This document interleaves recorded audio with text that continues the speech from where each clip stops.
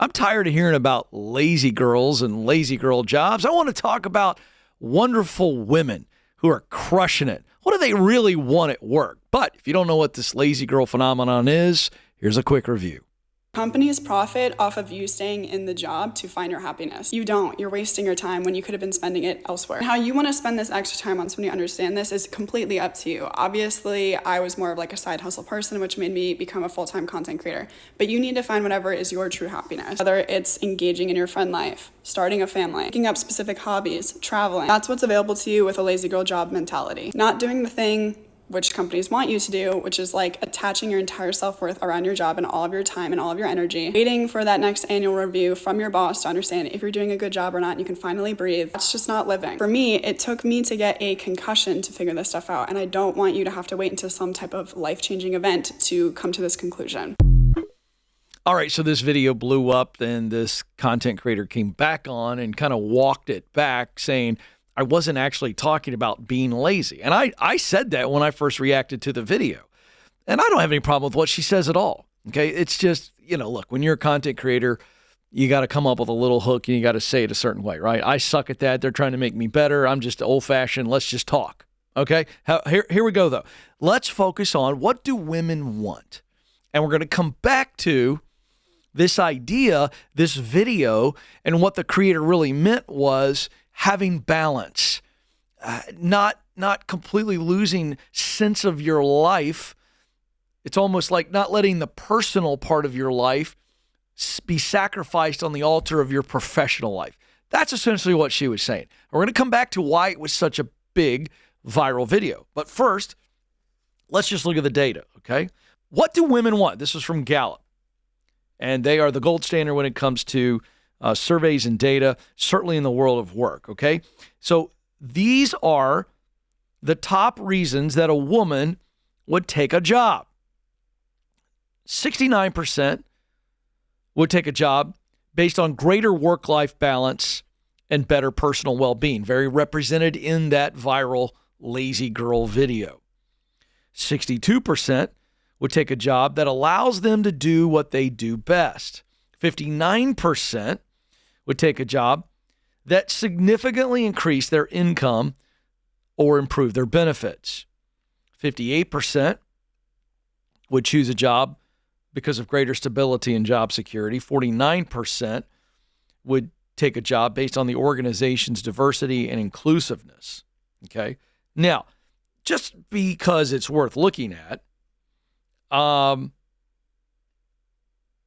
does this stack up with men? Well, largely, all of the reasons are the same. The percentages are different. In other words, men choose a job, the greatest percentage, 59%, choose a job based on income, whereas women's top reason was the greater work-life balance. So why did this lazy girl thing take off? So the pandemic was one of the greatest hurdles or negative things to happen to women in the workplace than anything before. In fact, if you talk about decades of women trying to get equality and move up the ladder and opportunities for women in the workplace, obviously great strides have been made. Well, the pandemic came in, and whatever positive strides have been made, I'm not going to argue with you on what those are and how many. Again, I'm a girl dad. My wife is a working mom, been a professional. She's got her graduate degree, a master's degree. I'm for women in the workplace. And any woman that's ever worked with me will tell you that I try to give them as much respect and opportunity as anybody I work with. Now, asterisk aside, for all of the positive trends and strides that women made in the professional workplace, when the pandemic hit, it hit working moms the hardest. Kids weren't in school. They couldn't go into the office. And in many cases, some of them said, I have to leave my job. I'm going to have to sacrifice financially. I'm going to have to sacrifice professionally. The numbers are just unbelievable. You can go look the data up yourself. So the reason I think the lazy girl idea took off is because I think a lot of working and professional women were like, I don't ever want to have happen to me what happened during the pandemic, where I am either a single mom or I am in a marriage, but I've got kids and I'm the primary caregiver. And let's just be honest, I'm all for stay-at-home dads that want to take that role. I could never do it. I'd suck so bad. The kids would throw me out and say, get mom back, right? And I just think women are amazing in so many ways, and that's one of them. So all that to say, that phenomenon matches up with they want greater work-life balance and better personal well-being. That is the top reason for women taking a job. So what do women want? Well, look, their wives, their mothers. Let's be honest, I just think they're better balanced human beings than dudes. And so they crave that. So why do I share that? Well, those of you that want that, if you're a woman, hey, you're not alone. You're not weird. And then 2, leaders, managers, you want great talent. You got to be looking in the female pool. And if you want to attract them, you want to keep them, you got to understand what they want. And by the way, this is just as important for men, but we're focusing on women because this whole lazy girl phenomenon has been pretty crazy. But I think it all just matches up to one thing.